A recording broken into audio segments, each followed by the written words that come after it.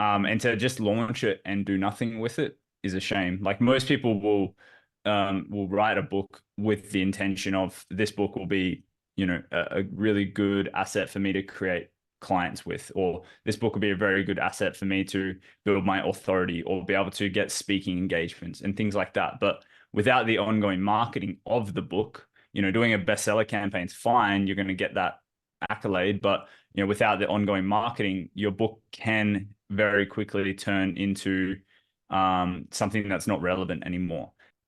Hey there, peeps. This is Michelle Nedelak. Thank you for listening to the show. I would love if you could give us your opinion on how you felt about the show, your experience that you have in regards to what we've been talking about. I am having an absolute blast, but your input is like dynamite on that explosion. So give us your input. We'd love to hear from you. Any questions, comments, concerns?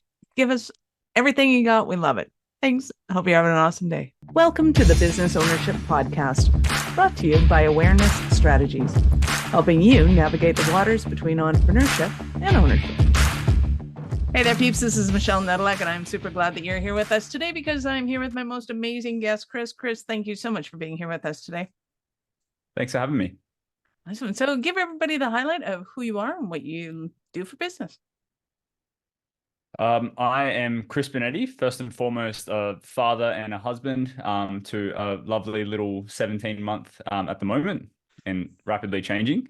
What I do for business, I run a business called Smart Author Media, where we help business owners with books, market and advertise their books with, Facebook ads, Amazon ads, and using sales funnels to really help them generate leads from the marketing and convert those leads into clients in their business.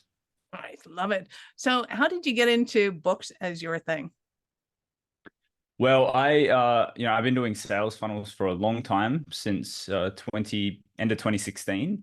And so I got really good at making things that converted, that got leads at a good conversion rate, that got sales at a good conversion rate. And so that was a really strong skill set of mine. I've always had a good knack for design and designing things that look good as well.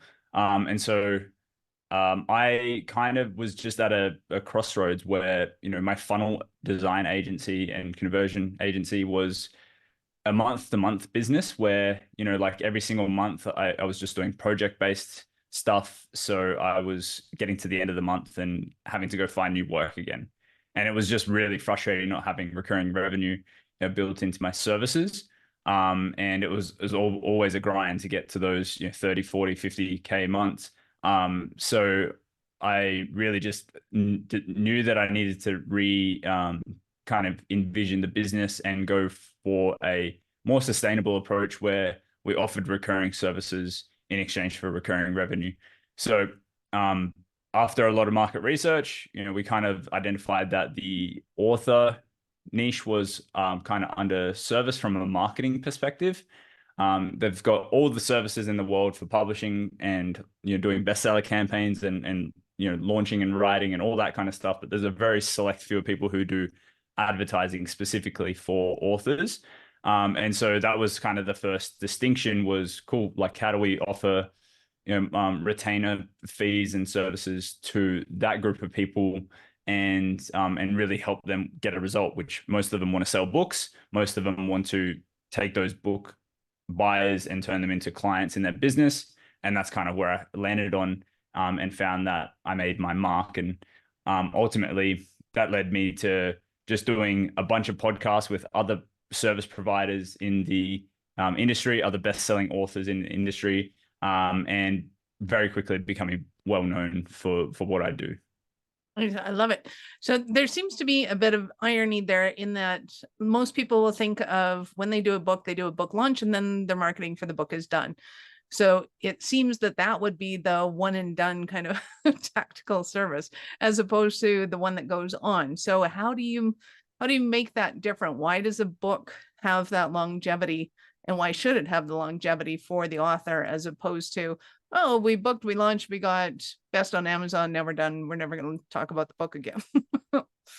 Yeah, well, the one and done services in the book industry are typically very high priced, I would say. They range from five up to $100,000, depending on what you do and how you do it and who you do it with. So, there's a lot of investment and time and energy put into the creation of the thing.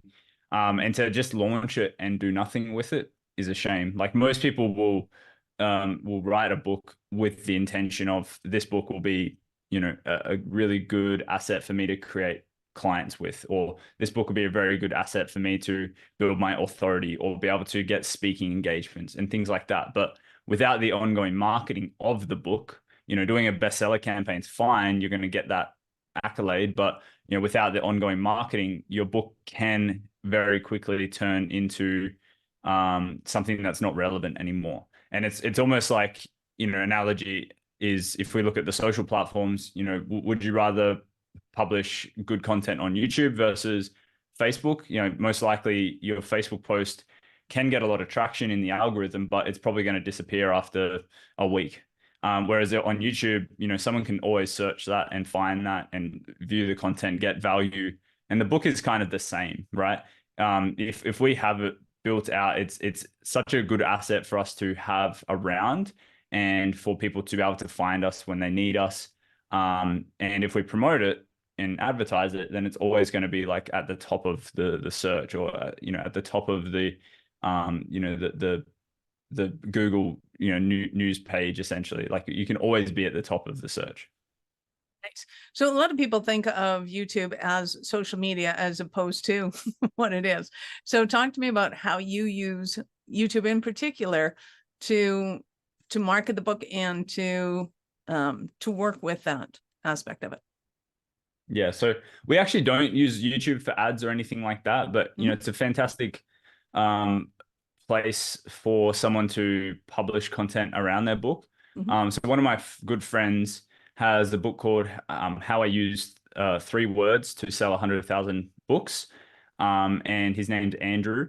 And he basically creates YouTube channels around his book. And so like every single week, he'll create a video that's based around, content from inside the book.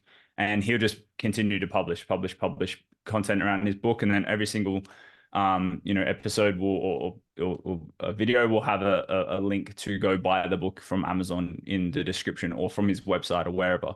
So, that's a really good organic way to use YouTube. For us personally, we're more of a pay to play, and we find that platforms like Facebook, Instagram, and Amazon are our preferred marketplaces to spend money on to get books sold. And typically it comes down to Amazon. People buy books on Amazon. And so marketing on Amazon makes sense. It's usually more cost effective than running ads on Facebook. And we can usually sell higher volume of books over there and not really have to worry about book fulfillment or anything like that, because Amazon will ship it, essentially. The downsides are that you don't get any contact data when someone buys off of Amazon. Amazon holds that data for themselves. So, that's obviously a negative for someone who wants to get a lead and, obviously turn it into a client. So that's where like the Facebook ads and the Instagram ads come into place. And, a sales funnel is essentially us going, cool, let's get someone from a Facebook ad over to our website to buy the book on our terms so that we can get their contact data, so that we can potentially do some upsells in the process and things like that to, offset the ad spend we're spending and create a really good lead in the process. So that's kind of our preferred method. Nice. Well, and a lot of people will think that if they keep kind of harping on the book, so to speak, that they'll lose the attention of their followers. Talk to me about that concern and and the myth and the myth busting. For sure. So have you heard of The Go-Giver by Bob Burg? Yep. I had Bob Burg on my podcast about a year ago. And this book is from the 90s or something. Bob basically said, whenever he talks about his book, he always talks about it like it's a new book. And the lessons and the things that people will learn inside the book are evergreen. So there's no need for him to not talk about the concepts, essentially. It's probably gone on to sell close to 1 million copies, I believe, from memory. But yeah, it's just something that like people can get caught up in their own perspective around, is this still relevant? Is it still something good to talk about? Like, I'm sure people are getting sick of hearing me talk about this, but you'll always find that there's new people coming into your sphere, or there's certain times when people actually hear your message and don't. So, a lot of the times people will just miss you talking about it. And then, you might get upset if you post about it once and don't get the response that you want. But if you posted about it 10 or 100 times, then you might actually get the outcomes that you're hoping for. And it's all just based on your own expectations and perceptions of what other people are thinking. So most of the time, we just kind of blow out those perceptions.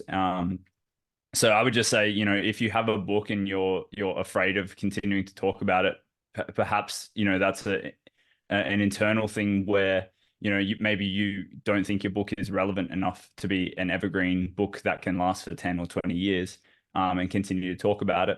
So I would perhaps like challenge you to maybe write a book that you can. But if it certainly is something that is evergreen and can be spoken about for a long time, then don't shut up about it. Like, just keep talking about it, keep promoting it, keep marketing it. Nice. Well, and I also think that focusing on the ads through Amazon and increasing that is you find people when they're looking for it, right? So you're not kind of rehashing your own market, you're opening up new markets. Yeah. And you can always change your targeting in Amazon. You can always target different book products. You can always target different keywords and categories. So you can always kind of be fresh and relevant in any kind of sphere that you want. But most certainly it is something that you can just continue to market for a long time. And there's always going to be new people who will come and buy. Nice. So is there anything that you've seen that people do wrong when they have a book? Like things that they should avoid and go, oh, don't do that. That's not going to help you and you're going in the wrong direction. Or is it just a matter of quitting? That's the big stopper. Yeah, I do think that people give up on their book too easy. And I wouldn't say it was like, it's a lost hope, but a lot of people put so much energy, time, and resources into doing the book in the first place that it's a shame to not want to market it, or, not be able to afford to market it and things like that. Like, obviously, there's the advertising side, which is paid, but there's a lot of things that people can still do organically to continue to get it out there. But I would say that that's probably the number one thing, and probably the hardest thing as well, is, just continuing to market and get your book out there. Other mistakes, I'm not really sure that there's like anything that stands out to me specifically. I think that, any kind of action towards promoting your book, or, wanting to advertise your book or anything like that, even if it is maybe, the wrong process or the wrong method, the fact that you're trying to do something is the most important thing. Nice. Okay, so when somebody's working with you, do they have to already have their book? Are you helping them to kind of strategize that content, or is it once they have their book, then you help them to strategize the marketing of it? How does that all work?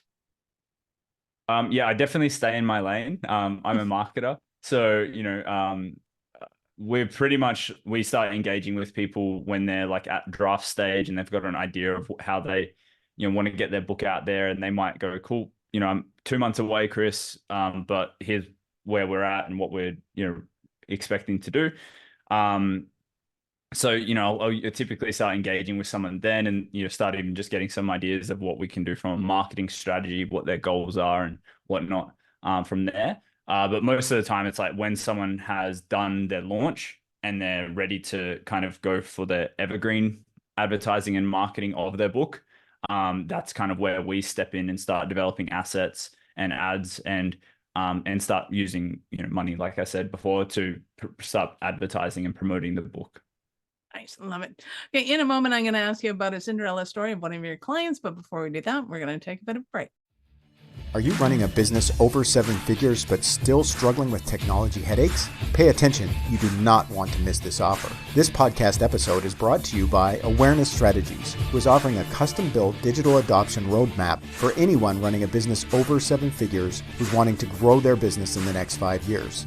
And it's not just a roadmap. They offer full implementation as well if that scares the out of you. Check out awarenessstrategies.com/roadmap for more details today. The link's in the show's notes. Don't regret not doing this. Do it now. That's awarenessstrategies.com/roadmap.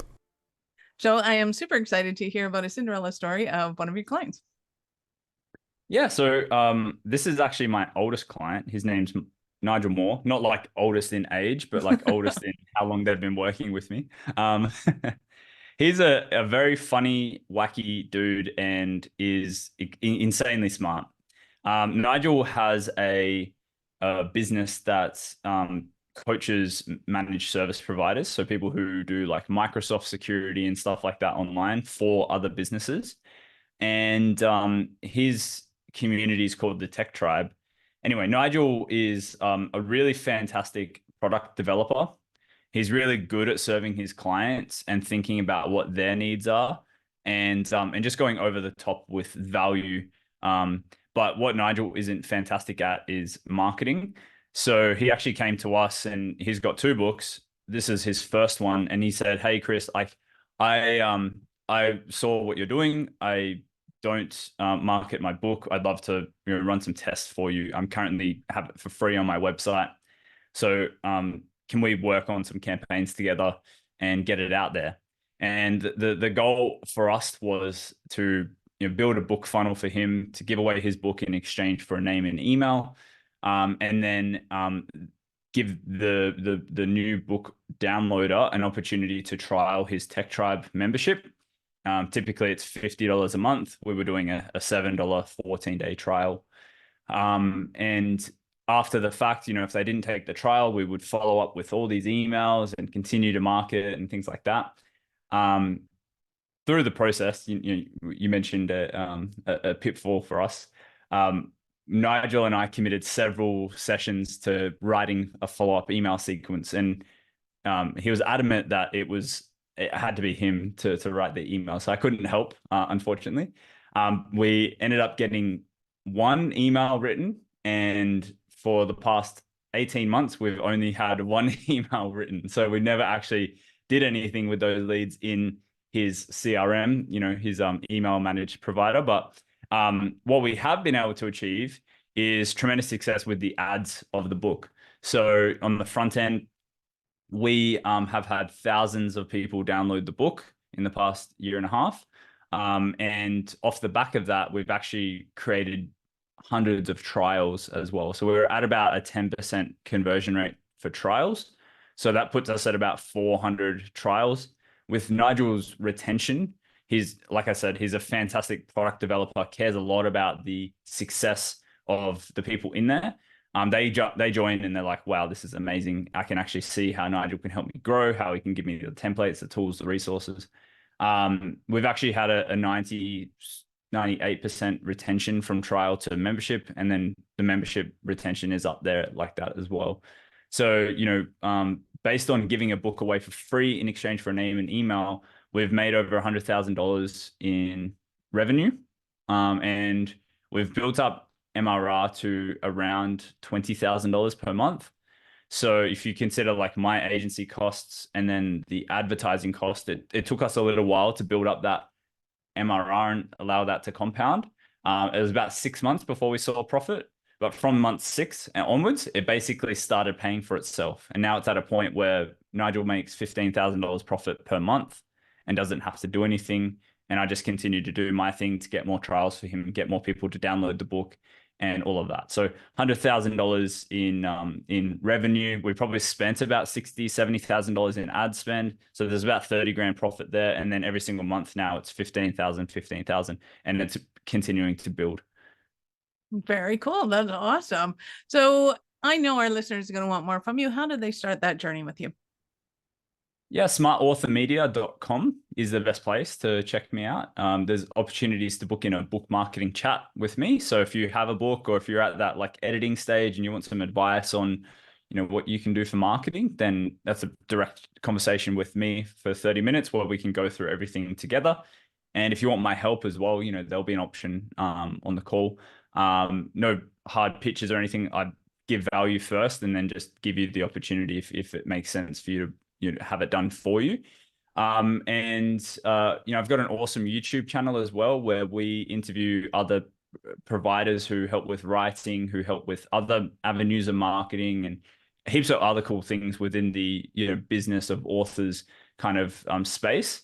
And that's youtube.com/@smartauthor, and you can find the YouTube channel there. Perfect.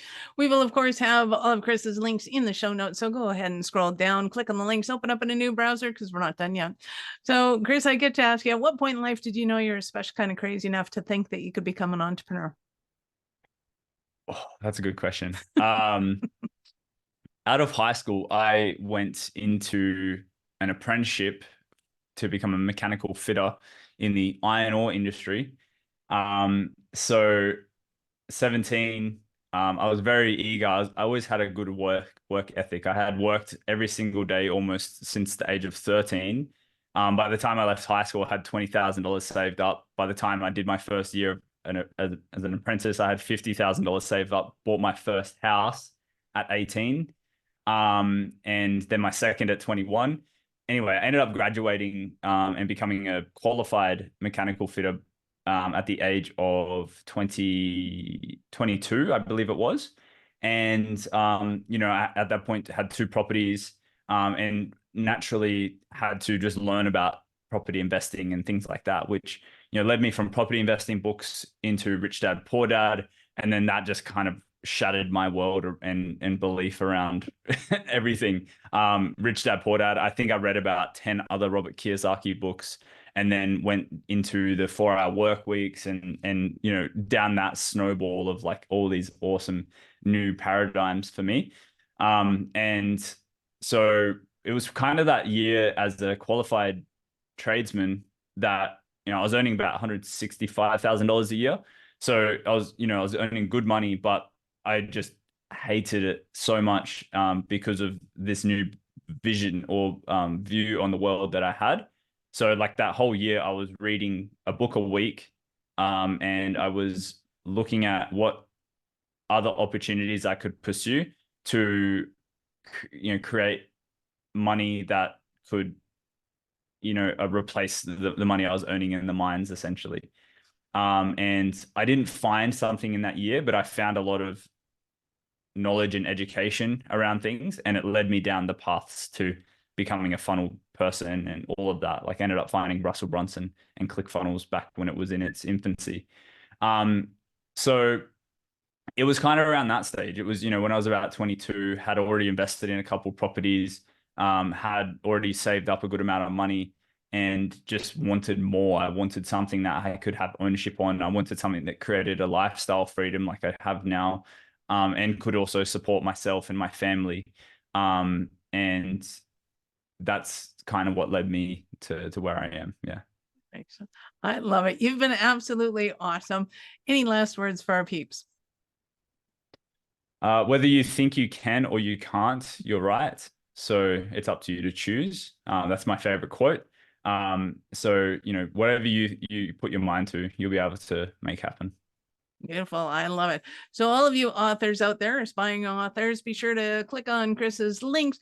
Go check out his opportunity for you to be able to use that to not only get your book sold, get into meetings with your ideal clients, get on stages to speak in front of your ideal clients, whatever it is, wherever you're going with it, make sure you give Chris a shout and go make that happen.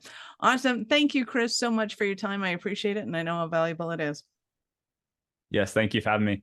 Awesome. Peeps, thank you for being here with us today. Be sure to subscribe to the show and share it with your friends. We love helping entrepreneurs grow. Are you running a business over 7 figures but still struggling with technology headaches? Pay attention. You do not want to miss this offer. This podcast episode is brought to you by Awareness Strategies, who is offering a custom-built digital adoption roadmap for anyone running a business over 7 figures who's wanting to grow their business in the next 5 years.